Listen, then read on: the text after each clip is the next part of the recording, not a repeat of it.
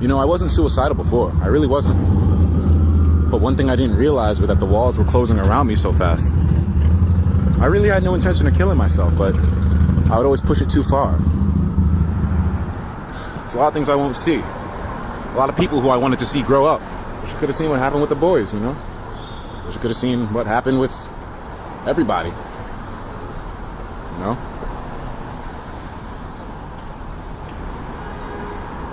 I wish I could have been stronger. I wish I could have lived better. I wish I could have done more. The world would be better off without me. At least learning from my lesson.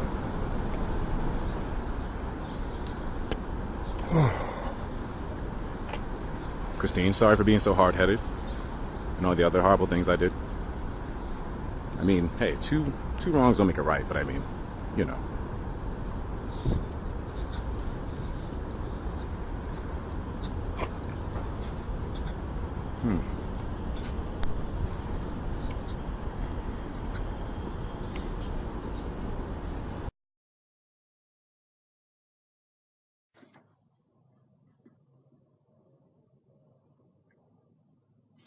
This is a kind of a video I don't really know how to do.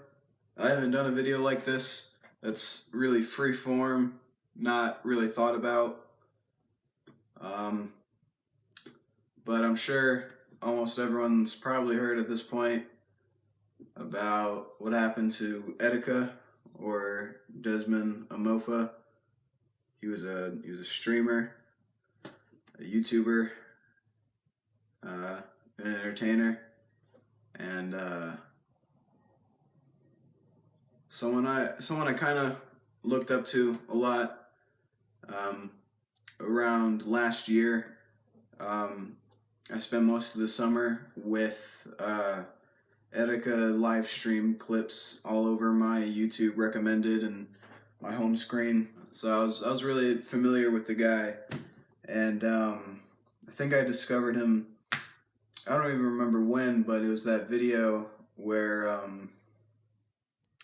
someone sent him like a Smash 4 video of someone playing as Diddy Kong, and they're like shooting the fucking pop gun or whatever, and they're like doing something to a guy, and he was watching it.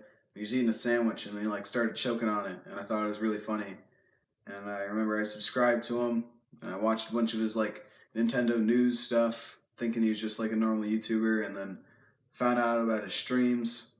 I watched that for a little bit, and I never watch streams, like, ever, you know? Like, even if it's like my friends or something, I never watch it, you know? Etika was like the first streamer I think I ever really watched like a full stream of, you know? Just because I was that, you know, like, I just liked watching his content that much, you know? I watched entire, like, clipped live streams, you know? Like, entire archived, like, beginning to end, you know? I never did that before with anybody.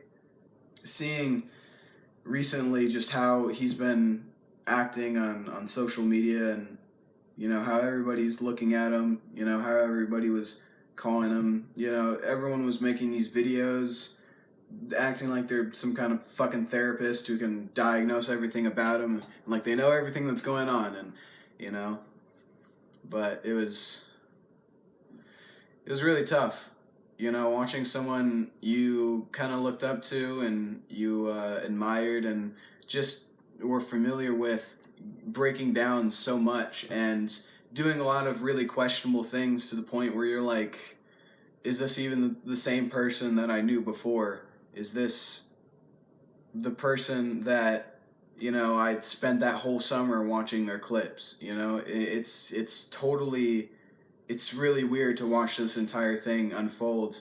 And hearing, I think it was Wednesday or Thursday, I don't remember, when they announced that he was missing, and then the day where they announced that they found all of his shit on the bridge, and saying that they found his Switch, you know, that shit really, like, that hit me hard, because seeing how much joy that thing brought him, you know, and seeing how he built so much of, you know, him around Nintendo and this console, you know, seeing him just abandon that, you know, whether or not he was dead or not, you know, still that shit meant that he was throwing away a big part of himself, you know, and following the whole thing where we didn't know what was happening, you know, hearing that he was missing, everyone, you know, assumed, you know, like this is a possibility, and then finding his stuff, and then they're pulling a body out of the water, and we were all saying, it's probably him. Hope it's not. It's probably, though, you know, but in the back of our minds, we're like, it's probably him, but we're always just thinking, like, it really, probably, like, you know, you're holding on to that hope that it's not, you know, this person that, you know, that they didn't find them dead, right, you know, and as soon as you hear that news that it's really them, everything just hits you at once, you know, everything that you're blocking out by, like, it's just suspicion, it's not confirmed yet, we don't really know what's happening, you know, so you block out all those negative mourning emotions until it's finally confirmed, and then everything just comes at you at once, you know. So whether you were a fan for many, many years since his first initial launch onto the scene, or if you just found out about the guy from this news, it's a sad moment for just about everybody, you know, and our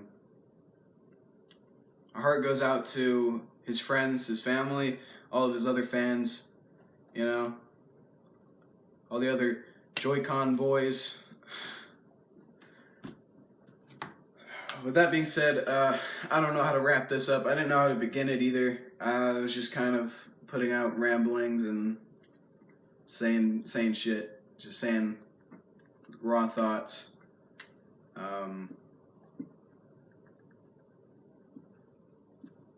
It's a hard video to make, you know. It fucking sucks. But that being said, I guess rest in peace, Desmond.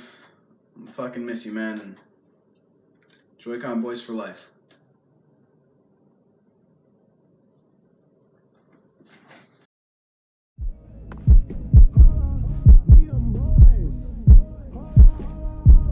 Making noise.